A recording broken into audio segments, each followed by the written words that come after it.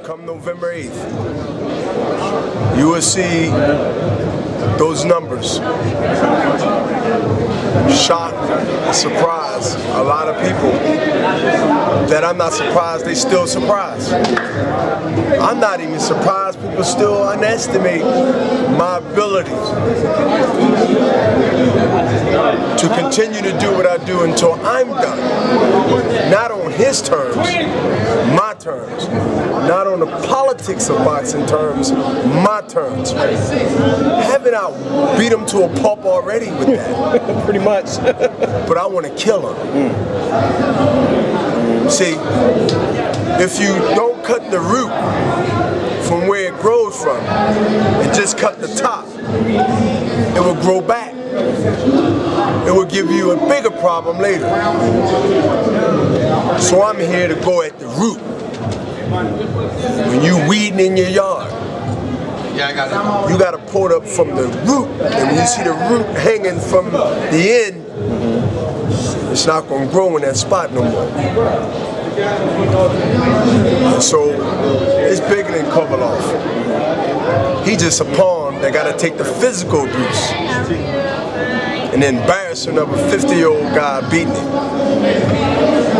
But the biggest victory for me is that I'm working on the root of a 100-year-old problem that's been in boxing for many years. So my enemies will be watching, they're hoping and praying. We got two forces.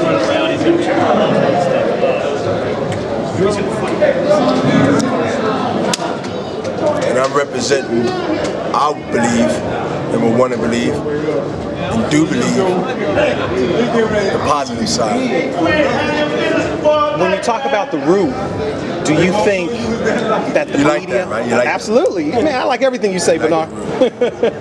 But when you talk about the root, do you think the media is a part of that problem when they put certain guys on pedestals? They don't really look at certain things like the technical side of the sport. You know, they fall in love with big punchers and stuff like that. Do you think that's potentially part of the problem? I think we into an environment where you have what I call media gods. Gods. Media gods. Now let me elaborate on that when I say media gods. See, y'all humans, most of y'all believe what y'all read, hear, but don't believe what you see. Wow. What do you mean? Y'all believe what y'all hear, told, what y'all hear, but don't believe what y'all see. So, when the media tells you that this guy's the best, they build him up, and he has a knockout ratio, and he's doing this, that doesn't mean that he or she can't fight. Because I believe even beating tomato cans up, you got to have a skill how to continue to open those cans and beat those cans up. Right? Right? Because if you don't open those cans up correctly, you can cut your hand. So I believe even the can is dead and have no way of fighting back, and you have all the control of opening. If you open that can recklessly, once you open half, the top part will slice your hand up. So even that has a control to be able to bite you when you're wrong or when you underestimate. But the media plays a significant role in anything, not just sports. The media says it's going to rain tomorrow, you should wear a raincoat. How many times you wear a raincoat, took an umbrella, and didn't rain? So, society has become more believing what they hear and not what they see. See, I got a code that I go by. Whether it's businessmen, whether it's personal, whether it's relationship, whatever it's whatever. I'm at the point in the last 10 years of my career, which took me obviously to 37, right, 38, that my ears really don't work, but my eyes do. You understand that you don't have to have any degree. You understand what I just said? Like, you ever think that somebody can Ponzi scandal me? How? You want $2 million from me, you're gonna give me $10 million back?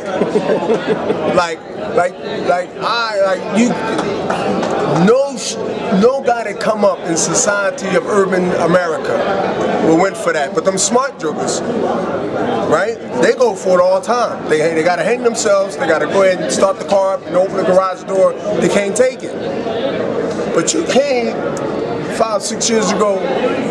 Ain't no guy in urban city in America, I don't care if you're in St. Louis, Philadelphia, Kentucky, I don't care where you at. We're not going for that. That don't sound right. You mean to tell me I give you $2 million and you give me 10 back tomorrow? You understand the ignorance and the greed and the temptation of what you can get for nothing is the best weapon to lure somebody in and then kill them. Whether it's business, whether it's physical, whether it's mental, because most people, y'all humans, most of y'all try to get something for nothing, and that's how they get you. See, the only way you can trick a man if the man has interest in something that you're selling.